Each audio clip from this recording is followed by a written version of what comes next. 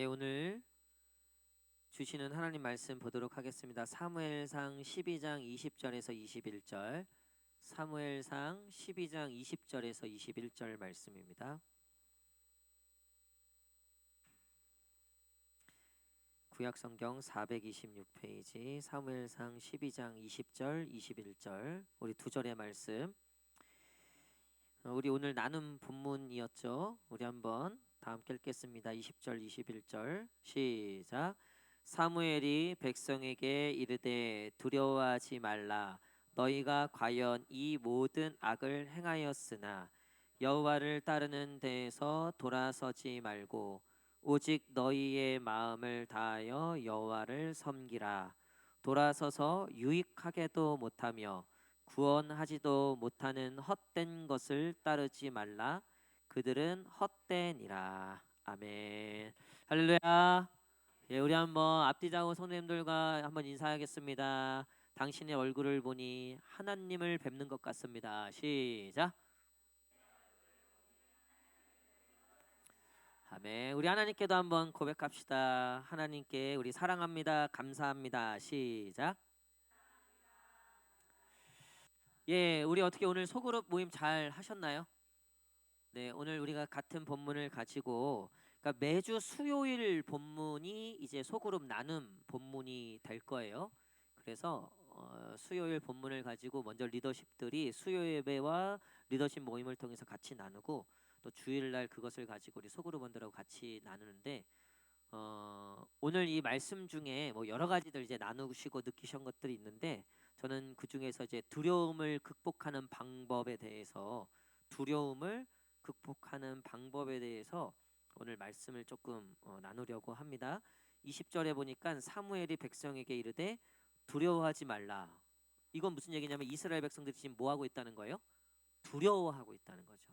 두려워하고 있다는 거죠. 왜 두려워했을까요? 이스라엘 백성들이 두려웠던 이유가 뭘까요?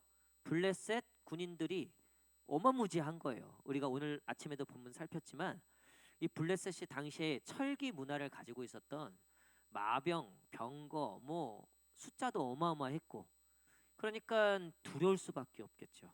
그렇죠? 근데 성경은 이스라엘이 두려워했던 이유에 대해서 이스라엘은 마병 때문에 두려워했는데 성경은 어떻게 기록하고 있습니까? 결국 그들이 하나님을 의지하지 않고 하나님을 바라보지 못했기 때문에 두려워했다라고 되어 있어요.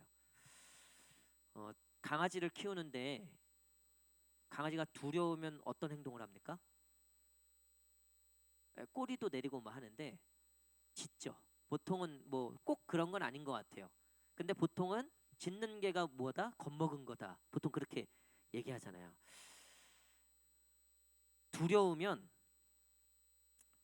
강아지가 짖는 것처럼 우리에게 그 두려움이라고 하는 게 어떻게 표현이 되는가?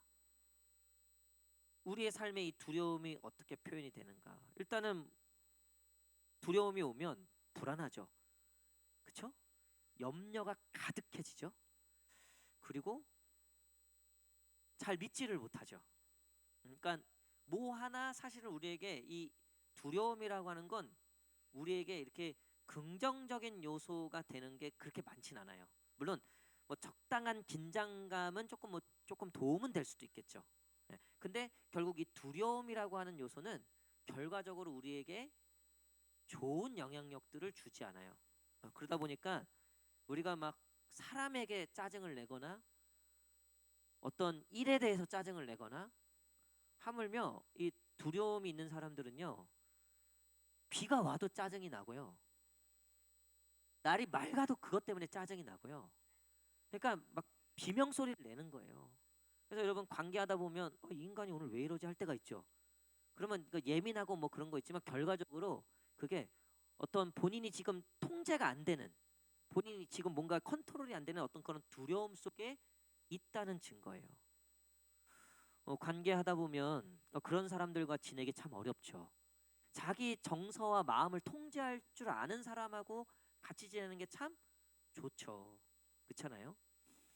여러분 우리에게 이 두려움이 결국 왜 생기는가? 성경은 그것을 가리켜 하나님을 의지하지 않고 하나님을 바라보지 못했기 때문에 생기는 현상이다라고 얘기하고 있어요.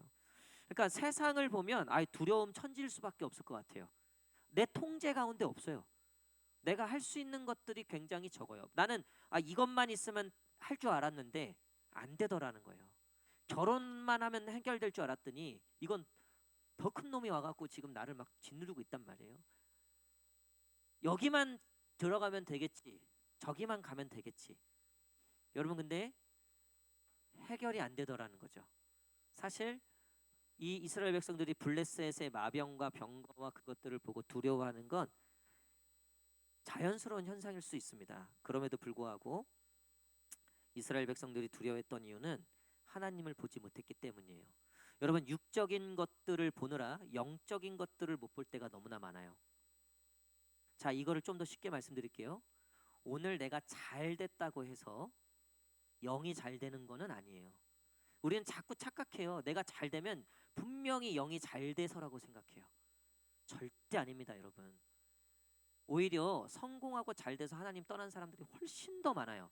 오히려 가난하고 어려우면 그래도 하나님 믿으려고 해요. 의지하려고 해요. 그리고 제가 말씀드렸잖아요. 잘 될 때 더 잘해야 된다고 하나님께. 안 될 때는요, 그래도 하나님한테 잘하려고 해. 잘 보이려고라도 하니까. 근데 잘 될 때는요, 하나님 떠나는 사람들이 훨씬 더 많아요. 우리 다시 한번 따라하겠습니다.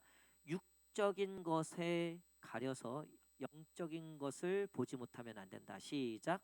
육적인 것에 가려서 영적인 것을 보지 못하면 안 된다. 여러분, 결국 내 두려움이 어디서부터 왔는가를 보셔야 돼요. 그게 자녀, 가정, 재정, 건강, 눈에 보이는 것들일 수 있어요. 대다수 그런 것들에서부터 시작됐을 겁니다.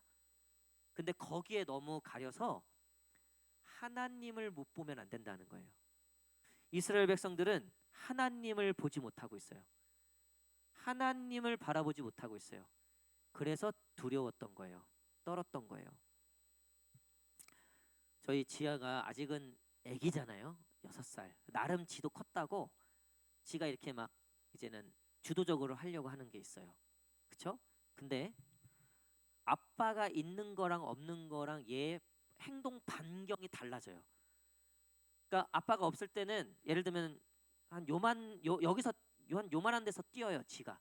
근데 아빠가 있다 그러면 여기서 뛰어요. 왜요? 아빠 받아줄 거니까, 지가 알아서 나를 살릴 거니까. 여기서도 뛰고 저기서도 뛰고 아빠. 하여튼 부른 대로 다 가야 돼요. 왜?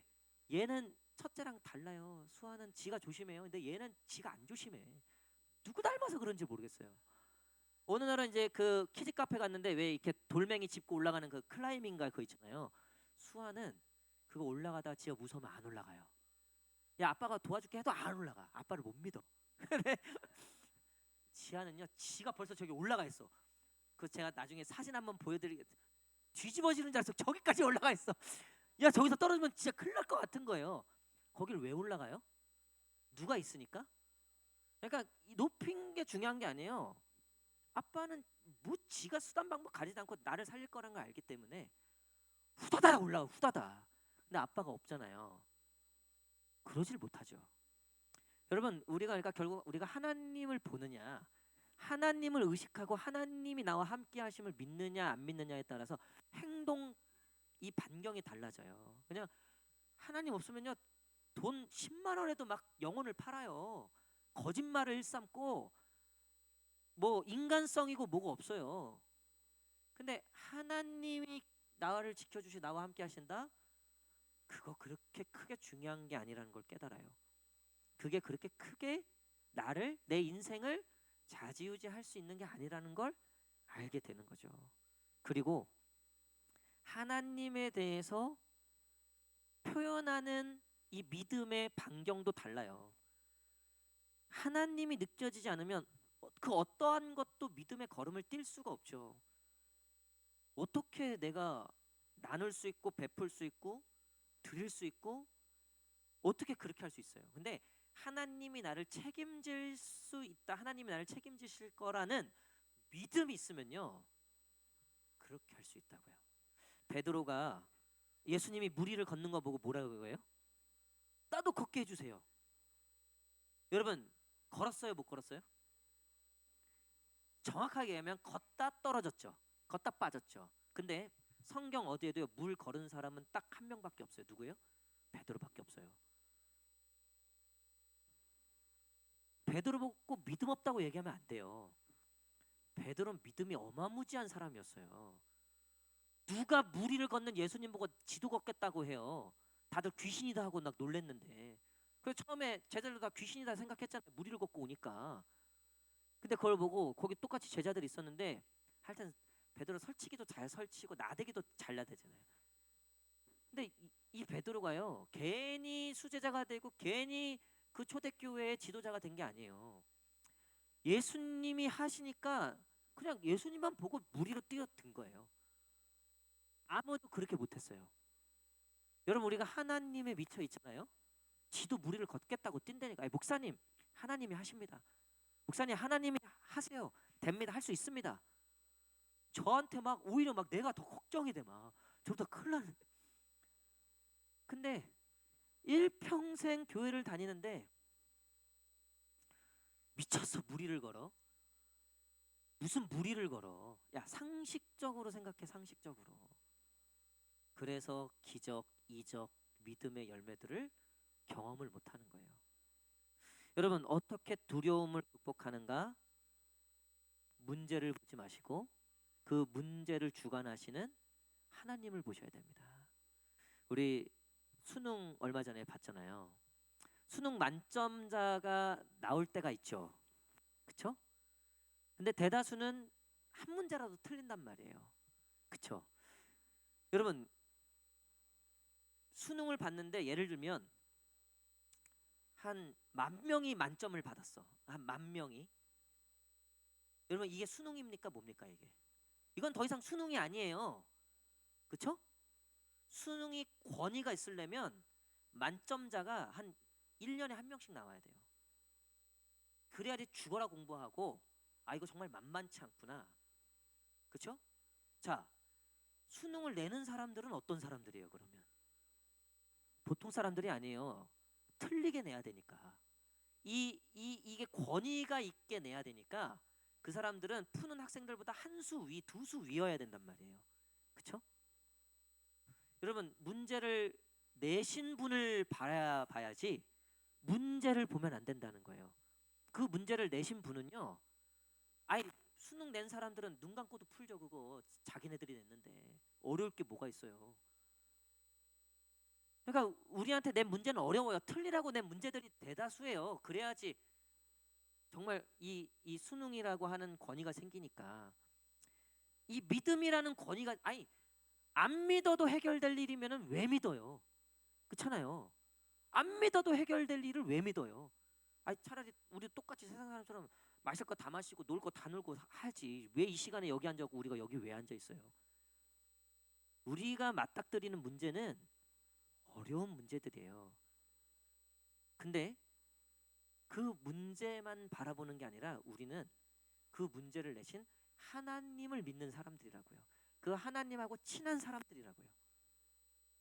여러분 삶에 염려, 걱정, 근심, 불안, 초조, 긴장, 낙심, 절망, 때로는 이게 원망, 불평, 미움, 시기, 질투, 분노, 악의, 여러분 그 모든 것의 근원에는 우리가 문제에 매몰되어 있고 하나님을 보지 못해서 생기는 거예요. 하나님을 배울 때 우리의 모든 염려, 근심 사라지고 주님 계신 그곳이 빈들이든 초가집이든 어디든 하늘 궁전. 우리는 넘어져도 어디? 넘어져도 천국. 뒤로 넘어지고 앞으로 넘어지고 코가 깨져도 천국. 오늘 그 믿음을 가지고 우리 새롭게 시작하는 한 주 그 어떠한 두려움 속에서도 그 문제를 주관하시고 그 문제를 내시는 그 문제를 푸시는 하나님을 바라보고 그 하나님 안에서 승리하는 저와 여러분 되시기를 간절히 축복합니다.